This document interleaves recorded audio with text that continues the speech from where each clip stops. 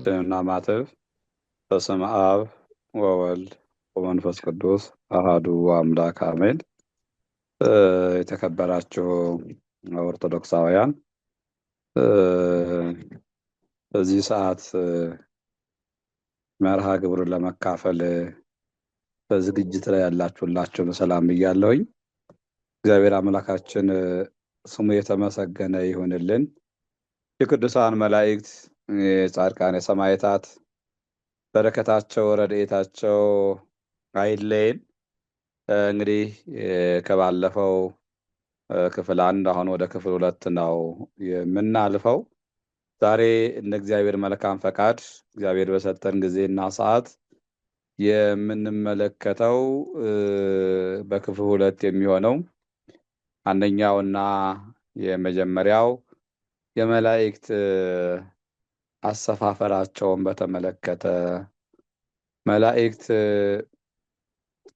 አለቆቻቸው እነማን ናቸው የሚሉትን እነዚህ ነጥቦች በመጀመሪያ ላይ እናነሳለን። ሁለተኛው በዚህ ዕለት የምንመለከተው የመላእክት ተግባራቸው ስራቸው ምንድነው የሚለውን እንመለከታለን። በሶስተኛ ደረጃ ላይ የቅዱሳን መላእክት ጠባቂነት በብሉይ ኪዳንም በአዲስ ኪዳንም የቅዱሳን መላእክት ጠባቂነት ምንድነው የሚለውን እናነሳና መርሃ ግብራችን እናጠቃልላለን። እንግዲህ እግዚአብሔር አምላካችን በመካከላችን እየተገኘ እሱ እንዲያስተምረን ያውና ቅዱስ ፈቃዱ ይሁንልን። የመጀመሪያው የምንመለከተው የመላእክት እንግዲህ የተፈጠሩት መላእክት አሰፋፈራቸው ምን ይመስላል፣ ስልጣናቸው፣ የስልጣናቸው ድርሻስ፣ አለቅነት የሚባለው አለቆች እነማን ናቸው፣ ነገዱ በስንት ነው የሚከፈለው የሚለውን ነው የምንመለከተው። የመላእክት አሰፋፈራቸው እንዴት ነው ለሚለው የመላእክት ቁጥራቸው ከእግዚአብሔር በቀር ማንም አያውቀውም። ትንቢተ ዳንኤል ምዕራፍ 7 ቁጥር 10 ላይ ተገልጧል። አእላፋት ወትእልፍተ አእላፋት ናቸው መላእክት፣ ቁጥራቸውን የሚያውቀው እግዚአብሔር ብቻ ነው። በነገድ ስናያቸው ግን ቅዱስ ኤጲፋኒዎስ እንደሚነግረን 100 ነገድ ናቸው፣ ነገዳቸው 100 ነገዶች ናቸው ይልና እያንዳንዱ 10 ነገድ የሚይዙ ሲሆን ቅደም ተከተላቸው ይህ ነው ብሎ ኤጲፋኒዎስ ነገዳቸውን በ100 ነገድ እንደሆነ ያስቀምጥልናል። የመጀመሪያውን ነው የምናነሳው እንግዲህ አሁን። ስለዚህ 100 ነገድ ለ100 ነገድ አንዱ ነገድ 10 ነው ቁጥራቸው።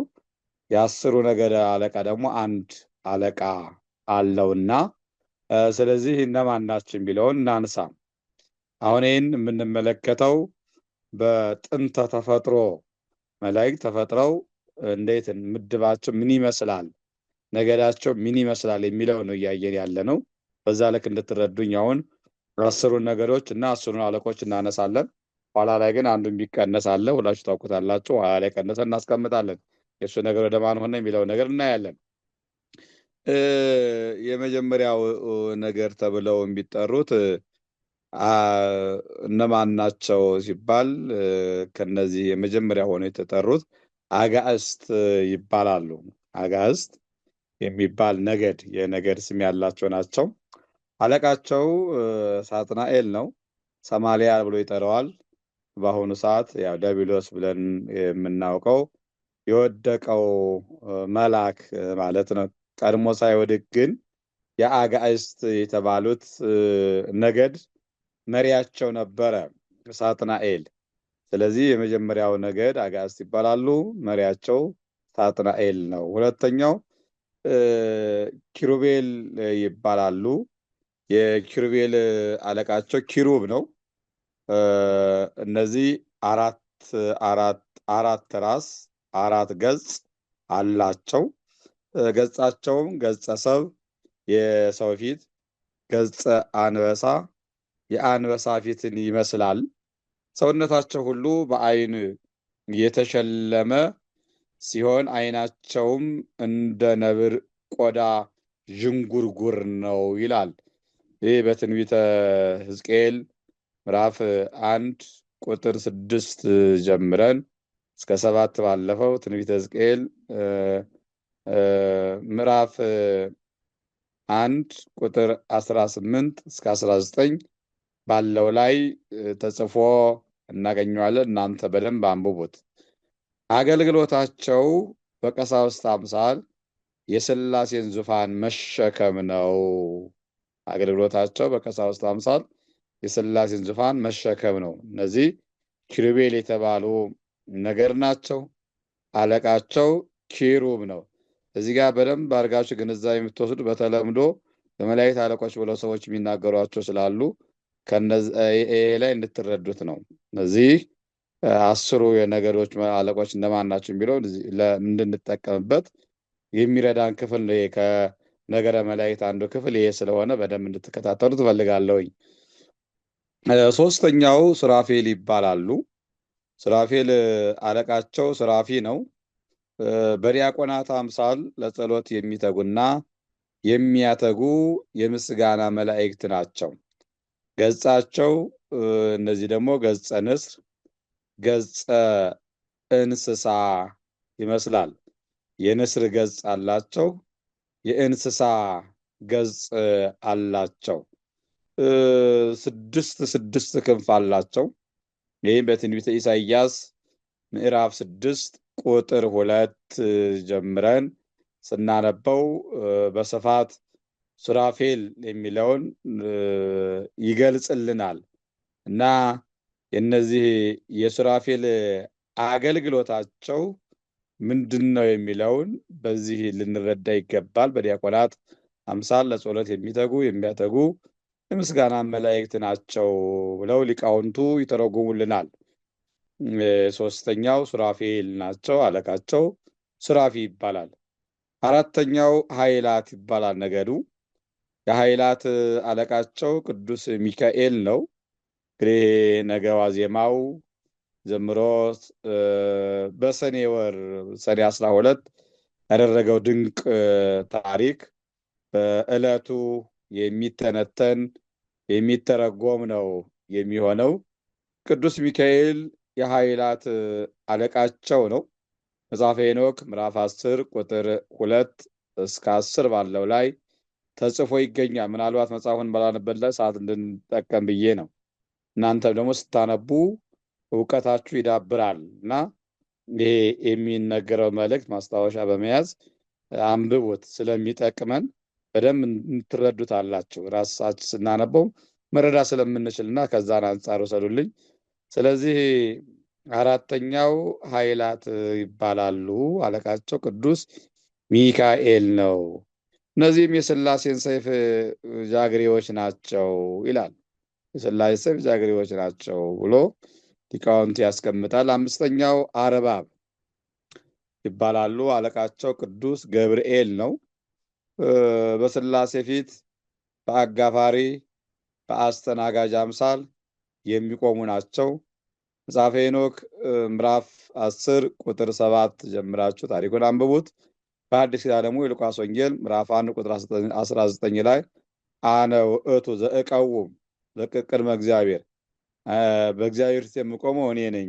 አነ ውእቱ ገብርኤል ዘእቀውም ቅድመ እግዚአብሔር፣ በእግዚአብሔር ፊት የምቆመው እኔ ገብርኤል ነኝ ብሎ ራሱን መልአኩ ቅዱስ ገብርኤል በእግዚአብሔር ፊት የሚቆም እንደ አጋፋሪ ማለት ነው፣ አስተናጋጅ ሆኖ በእግዚአብሔር ፊት የሚቆም መልአክ መሆኑን ገልጾልናል። ስለዚህ እነዚህ አሁን ያነሳናቸው አርባብ የተባሉት በእግዚአብሔር ፊት የሚቆሙ ናቸው።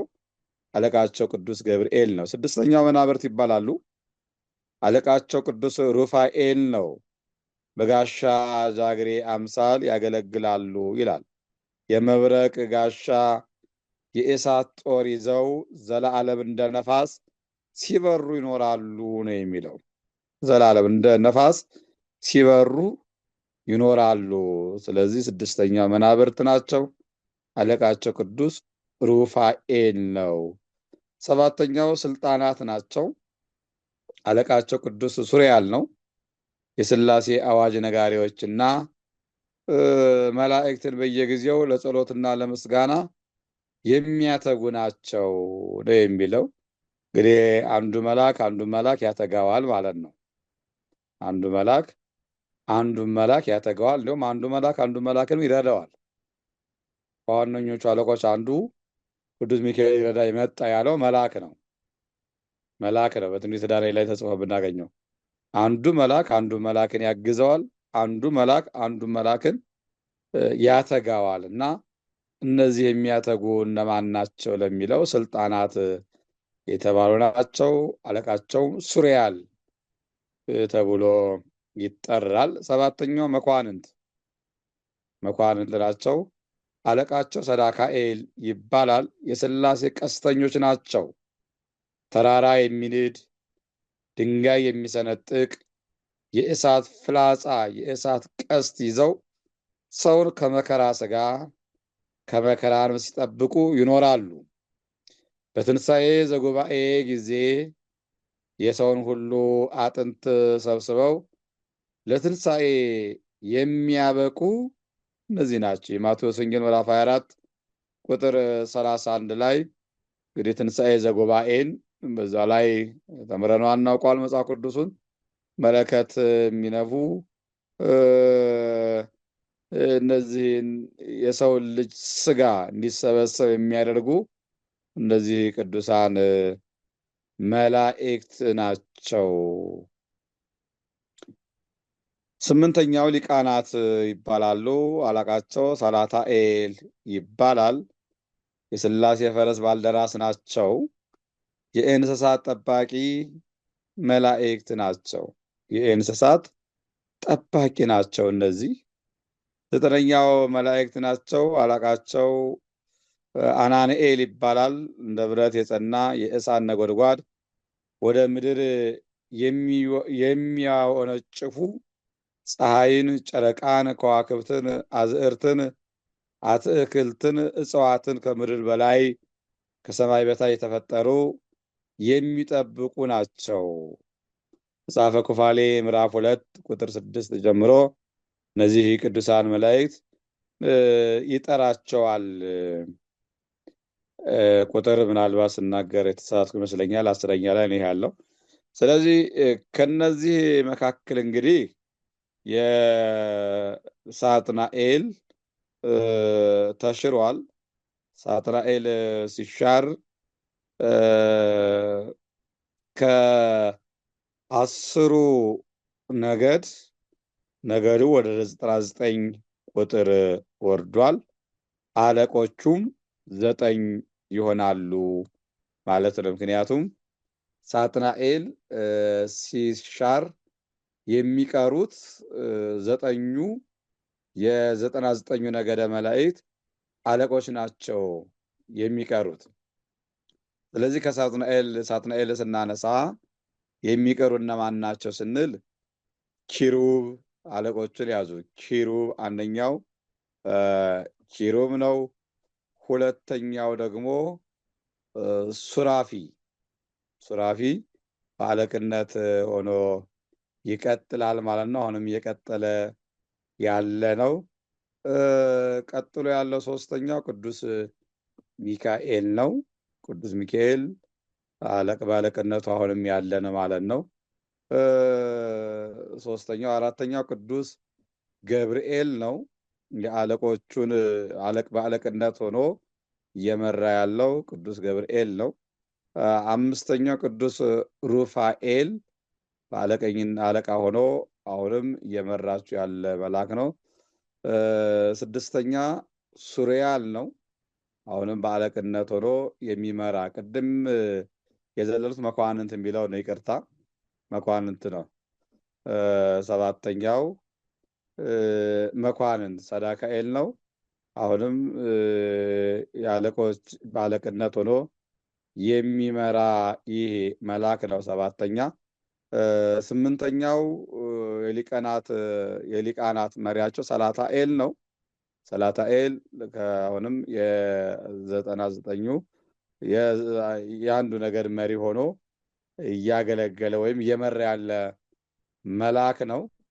ዘጠነኛው እነዚህን የሚመራው አናንኤል ነው። ስለዚህ 9ኙ እነዚህ ናቸው ማለት ነው። ቅድም ቁጥር ሳስቀምጥ ተሳስቻለሁ። እናንተ አስተካከላችሁ ያዙት። 9ኙ እነዚህ ናቸው። ለምን ሳጥናኤል ስለተቀነሰ። እንግዲህ እነዚህ 9 የነገድ መላእክት መሪዎች እነዚህ ናቸው። አንዳንዶች አሁን ኡራኤልን፣ ራጉኤልን እንደዚህ የሚያስገቡ አሉ።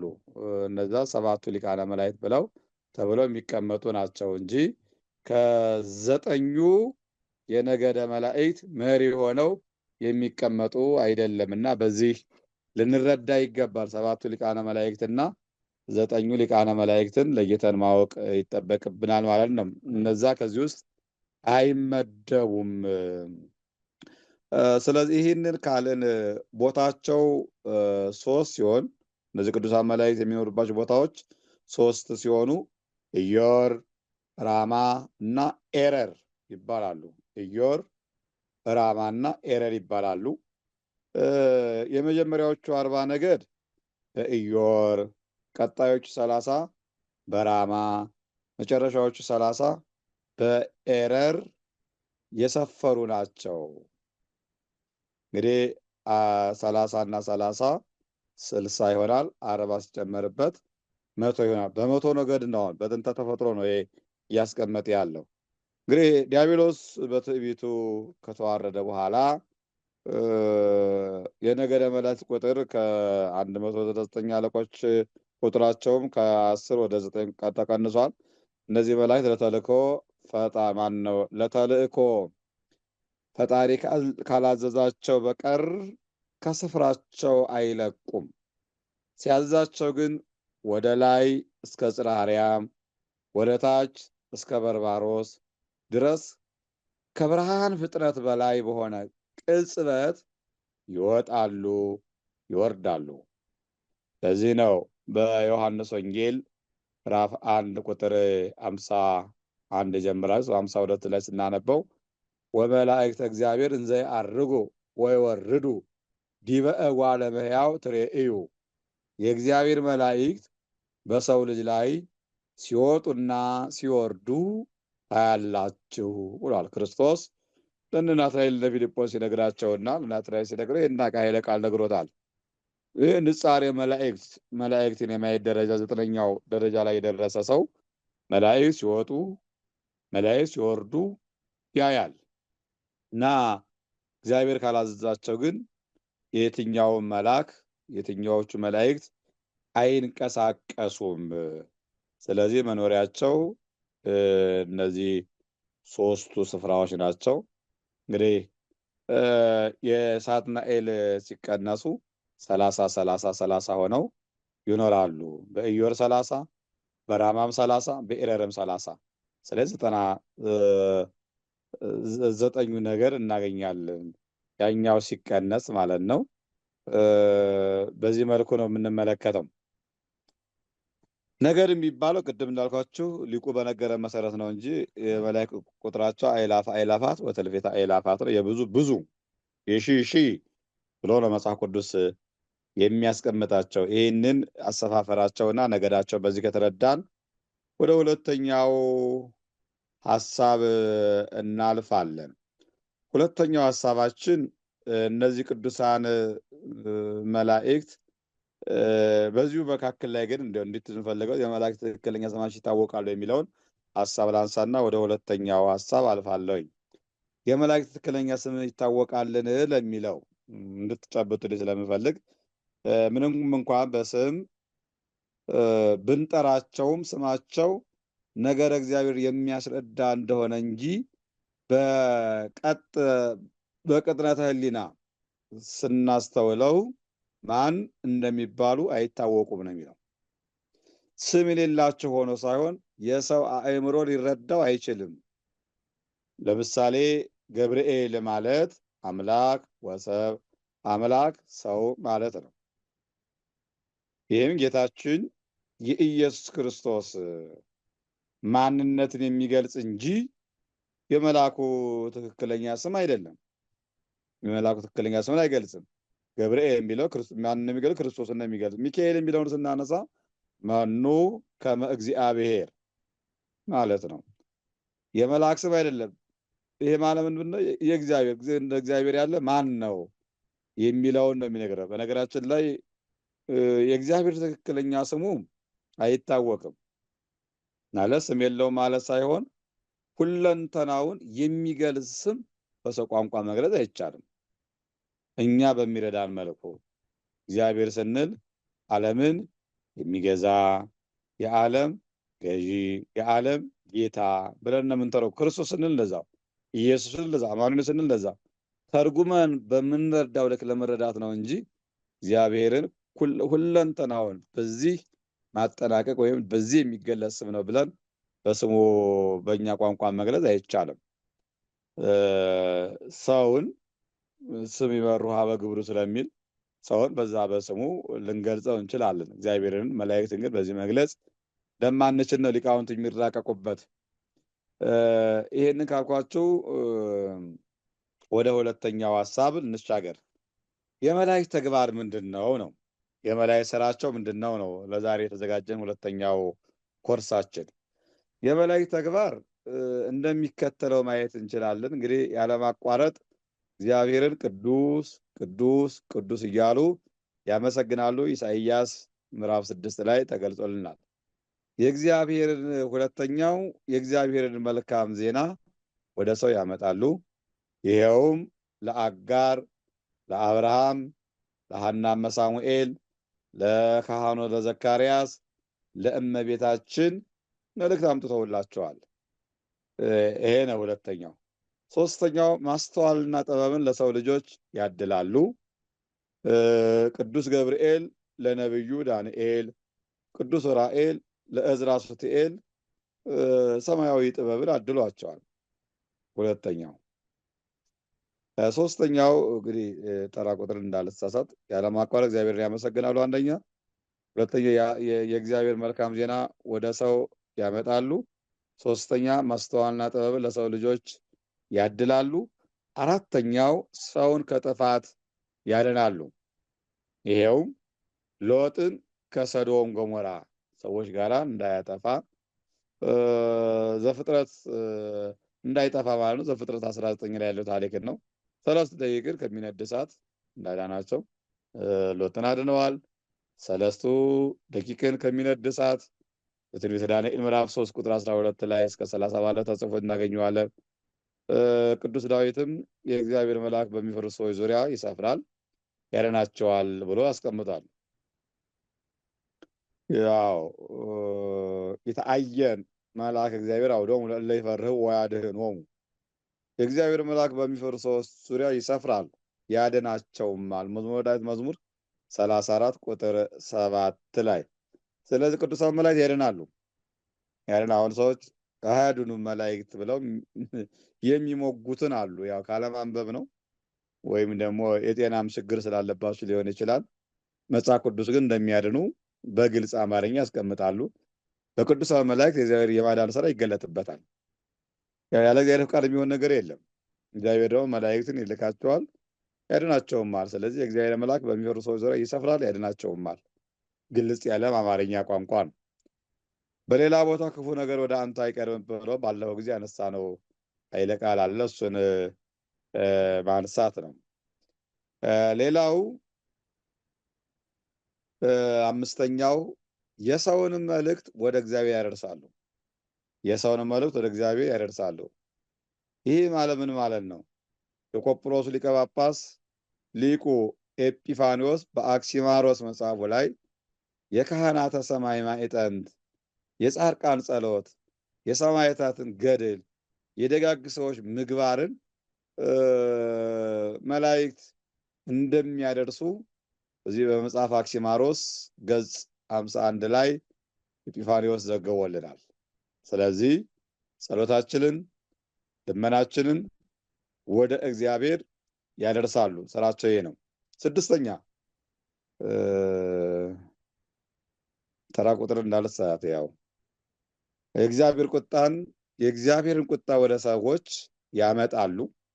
እነርሱም የመዓት መላእክት የሚባሉ ሲሆኑ በትዕቢቱና በክፋቱ ከስልጣኑ የወረደው የዲያብሎስ ሰራዊት የነበሩና በኋላ ግን አለቃቸው ሲክድ ያልካዱ በእምነታቸው የጸኑ ከሳጥናኤል ሰራዊትነት ተለይተው ከነ ቅዱስ ሚካኤልና ከነ ቅዱስ ገብርኤል ጋር የተደመሩ ናቸው። እነዚህ ቁጣውን ወደ ሰዎች የሚያመጡ የእግዚአብሔር ቁጣ ወደ ሰዎች የሚያመጡ እነዚህ የመዓት መላእክት እጅግ ቁጦችና ቀናተኞች ናቸው ይላል። እንግዲህ ቁጡ ሲባል አንዳንዴ አሁን በተለምዶ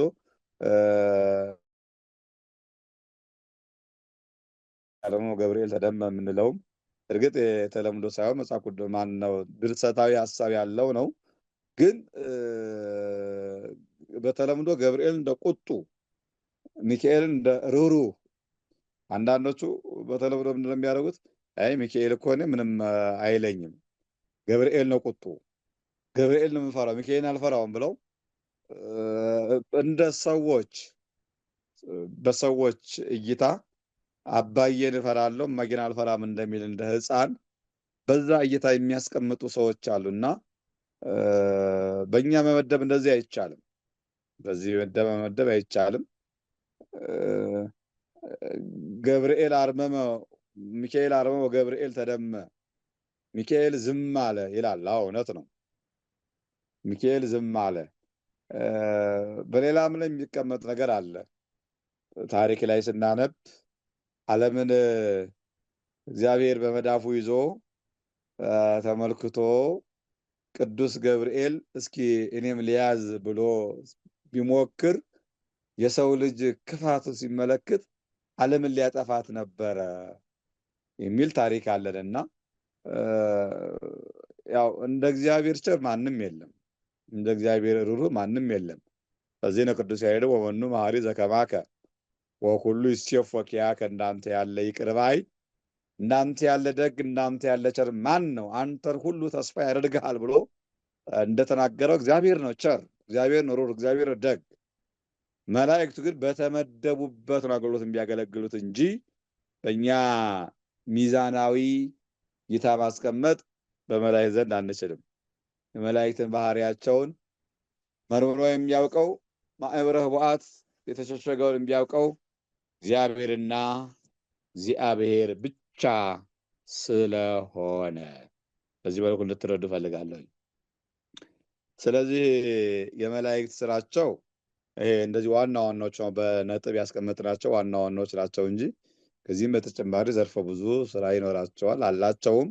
ግን እንዲያው በነገረ መላእክት ውስጥ አብዛኛውን የሚጠቀሱት እነዚህ አሁን ያነሳኋቸው ነጥቦች ናቸው። እነዚህን እንድትይዟቸው አደራ ለማለት እወዳለሁኝ።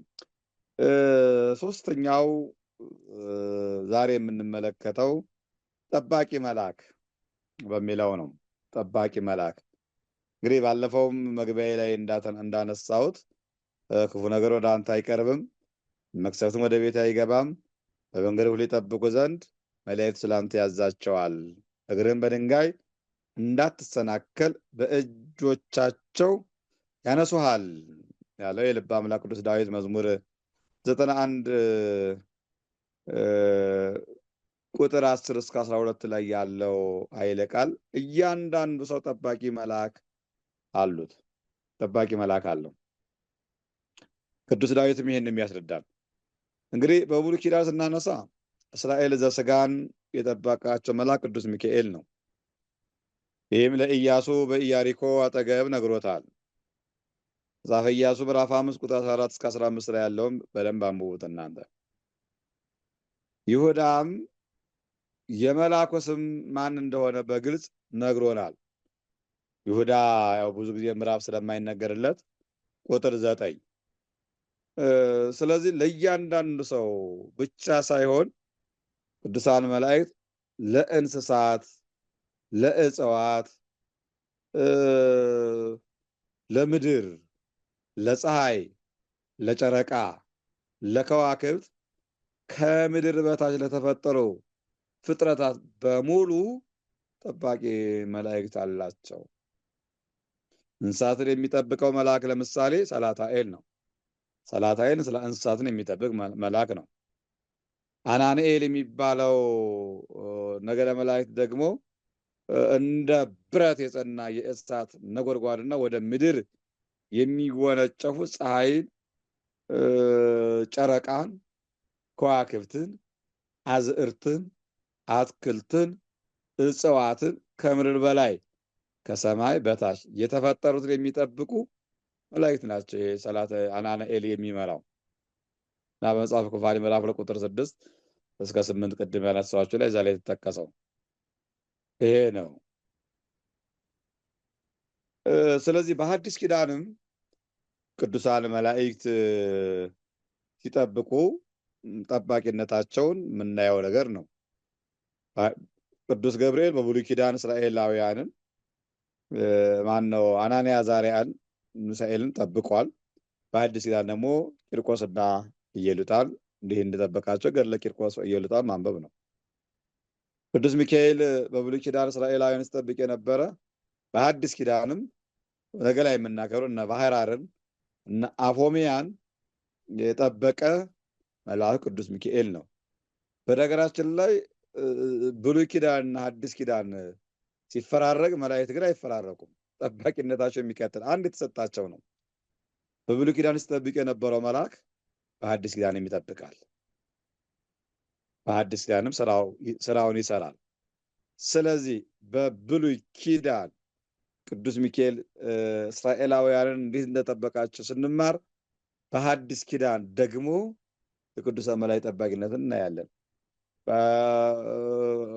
እንዳለ መጽሐፍ ቅዱስ እረኞች ከመላእክት ጋር ማመስገናቸው የመላእክት ጠባቂነት እንዳልተለየን በአጠቃላይ በዚህ በሐዲስ ኪዳን ውስጥ የመላእክት ጠባቂነት ወንጌሉ ያስቀመጠው ነው። ወደ እመቤታችን ሲመጣም ያው የሐዲስ ኪዳን መግቢያ ስለሆነች እመቤታችንም እርግጥ ክርስቶስ ከተወለደ በኋላ ነው ሐዲስ ኪዳን ተብሎ የሚጠራው። ቅዱስ ገብርኤል ጠባቂነት አልተለየም እና በሐዲስ ኪዳን በብሉይ ኪዳን ቅዱሳን መላእክት ይጠብቃሉ እና ቅዱስ ባስልዮስ ስለ ቅዱሳን መላእክት ጠባቂነት ሲናገር ባስልዮስ ዘቂሳርያ እንዲህ ይላል። ሰውን ስለሚጠብቁ መላእክት የሚያነሳው ሐሳብ ነው።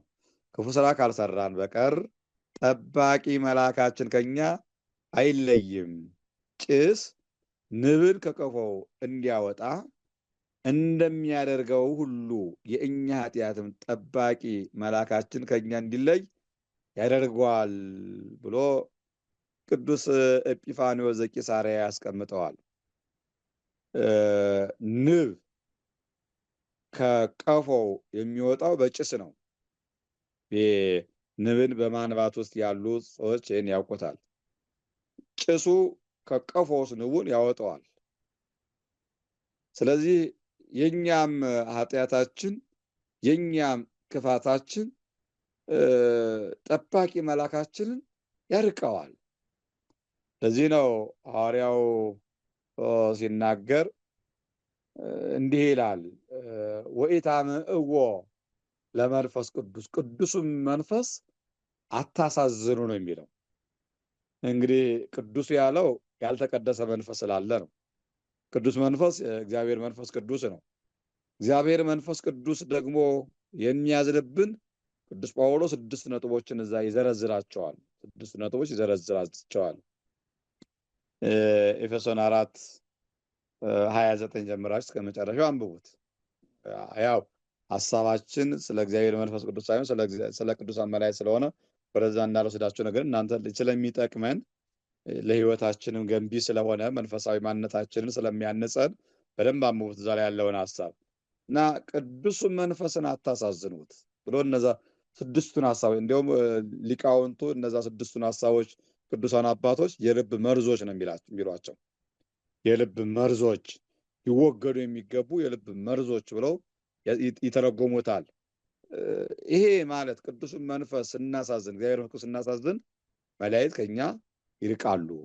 ጠባቂያችን መላእክት ከኛ ይርቃሉና የሚጠብቁን መላእክት እንዳይርቁን ክፋትን እዛ ቅዱስ ጳውሎስ ያስቀመጠው 6 ነጥቦችን ማስወገድ ነው። ሁሉ መሪረ ይልና መራርነት ብሎ ከዛ ጀምሮ ነው ከክፋት እስከሚለው 6 ነጥቦች አሉ። እነዛን ማስወገድ መቻል ይጠበቅብናል ማለት ነው። እንግዲህ ቅዱሳን መላእክት ከዚህ በቀር ኃጢአትን ማንሰራ ከሆነ ክፋት ከሌለብን ከኛ ይለዩ። እርግጥ ቅዱሳን መላእክት ሊቃውንት ሲተረጎሙ እስከምንክድ ድረስ ከኛ አይርቁንም ነው የሚለው። እስከምንክድ ስንክድ ነው የክፋቱ ቄርሎስ ክፋት የኃጢአት ምንጭ ነው ይላል። ክፋት የኃጢአት ምንጭ ነው ይላልና እግዚአብሔርን እስከምናጠርስ ይጠብቁናል። እግዚአብሔርን ካጣን በኋላ ከኛ ይለያሉ። የካደን ሰው ቅዱሳን መላእክት አይጠብቁትም። ካልካደን ግን የተለያየ ስራ ዝሙት ምንሰራ ምን ምንሰራ እስከዛ ድረስ ከኛ አይለዩንምና የቅዱሳን መላእክት ጠባቂነት በዚህ ይተረጎማል። እንግዲህ መላእክት የቤተክርስቲያን አገልጋዮች ናቸው። ቅዱሳን መላእክት የቤተክርስቲያን አገልጋዮች ናቸው። ቤተክርስቲያን የክርስቶስ ብልት ናትና መላእክትም ቤተክርስቲያንን ያገለግላሉ። በጠባቂነታቸው ከቤተክርስቲያን አይለቁ፣ ቤተክርስቲያንን ይጠብቃሉ። የጌታችን ሰው መሆን ያበሰሩ መላእክት ናቸው። እንግዲህ ቅዱስ ገብርኤል ነው በቤተልሔም ግርግም ሲወለዱ ቅዱሳን መላእክትም እጅግ ደስ ብሏቸው ያመሰገኑት መላእክት ናቸው። ስለቱ ለእረኞች የነገሯቸውም መላእክት ናቸው። በጠባቂነት ብቻ ሳይሆን በጠባቂነት ውስጥ ቤተክርስቲያኒቷንም የሚያገለግሉ ናቸው። ወደ ግብጽ ሲሰደዱ አብረውት የሄዱ መላእክት ናቸው። ክርስቶስ ወደ ግብጽ ሲሄድ መላእክት አልተለዩትም። በፈለገ ዮርዳኖስ በእደ ዮሐንስ ተጠምቆ ወደ ገዳመ ቆሮንቶስ በሄደ ጊዜም ያገለግሉት መላእክት ናቸው። ጌታችን በጌቴሴማኒ የአትክልት ስፍራ ሲጸልይም በዛም ቅዱሳን መላእክት ነበሩ። አይሁድ ሊሰቅሉት ሲሉ ቸርነቱ ከልክሏቸው እንጂ አይሁድን ለማጥፋት የተዘጋጁ መላእክት ናቸው። ደሙን ወደ ዓለም ሁሉ የረጩ መላእክት ናቸው። ትንሣኤውን ያበሰሩን መላእክት ናቸው። ትንሣኤውን የመጀመሪያ ያየችው እመቤታችን ድንግል ማርያም ናት። ሁለተኛ ግን ያዩ መላእክት ናቸው። ሲያርግም ደግሞ ዳግም እንደሚመጣ የነገሩን እነዚሁ ቅዱሳን መላእክት ናቸው። ዳግም ሲመጣም አብረውት የሚመጡትና ሙታንን የሚቀሰቅሱት እነዚሁ ቅዱሳን መላእክት ናቸውና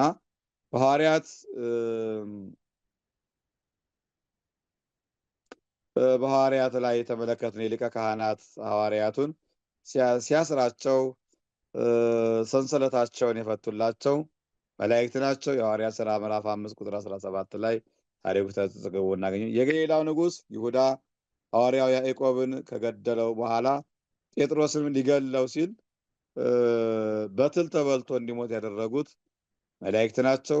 የሐዋርያት ሥራ ምዕራፍ 12 ቁጥር 23 ላይ ያለ ፊልጶስ በሰማርያ እያስተማረ ሳለ ኢትዮጵያዊ ጃንደረባን አስተምሮ እንዲያጠምቀው የነገሩት ቅዱሳን መላእክት ናቸው። የሐዋርያት ሥራ ምዕራፍ 8 ቁጥር 26 ላይ ሐዋርያትን እየመሩ አሕዛብንም እያዘጋጁ ወንጌል በአሕዛብ አገር እንዲያስፋፉ ያደረጉት ቅዱሳን መላእክት ናቸው። የሐዋርያት ሥራ ምዕራፍ 10 ላይ እነ ቅዱስ ጳውሎስ መርከብ በአውሎ ነፋስ ቀንና ሌሊት ስትናወጥ አንዲት ነፍስ እንኳን እንደማትጠፋ ያጽናኗቸው ቅዱሳን መላእክት ናቸው። ሐዋርያት ሥራ ምዕራፍ 27 ላይ ተጠቅሷል። በአጠቃላይ ቅዱሳን መላእክት ከክርስቶስ ደግሞም ብልቱ ከምትሆን ከቤተ ክርስቲያን ይሁን ከኛ ከምዕመናን አይለዩምና በእውነት ቅዱሳን መላእክትን የሰጠን እግዚአብሔር አምላካችን ስሙ የተመሰገነ ይሁን። በስራችን ሁሉ ለሚጠብቁን ዘወትር በኃጢአት ስንወድቅ ደግፈው ለሚያነሱን በኃጢአት ስንጨማለቅ በእውነት በኃጢአት ስንወድቅ ለዛሬ ተዋት እያሉ ስለኛ መዳን ፈጣሪን የሚማልዱ ለእኛ ንስሐ መግባት ስለኛ በሰማያት ድል ያለ ምስጋና የሚያቀርቡ እንቅፋት እንዳይመታን የሚጠብቁን በርኩሳን መናፍስት አንድም በፈቃደ ሥጋችን ላይ እንዳንሰለጥን ለሚረዱን ለነዚህ ቅዱሳን መላእክት በእውነት ውለታችን ከፍ ያለ ሊሆን ይገባልና እግዚአብሔር የተመሰገነ ይሁን። የቅዱሳን መላእክቱ በረከታቸው ረድኤታቸው አይለየን። እንግዲህ ስለዚህ ሁሉ እንዴት እንደሚጸልዩልን የሉቃስ ወንጌል ምዕራፍ 13 ቁጥር 7 ላይ አንዲት ነፍስ እንዴት እንደሚደሰቱ ተቀምጧል። ሉቃስ 15:7 ላይ ተቀምጦልናል። ራዕይ 7:12 ላይም አለ። ጥቅሶቹን እናንተ አንብቧቸው። ጠባቂነታቸው የቅዱሳን መላእክት ይህንን ይመስላል።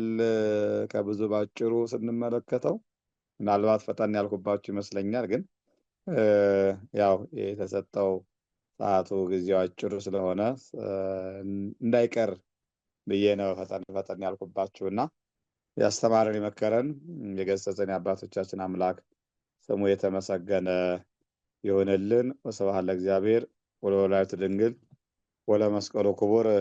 ይቆየን።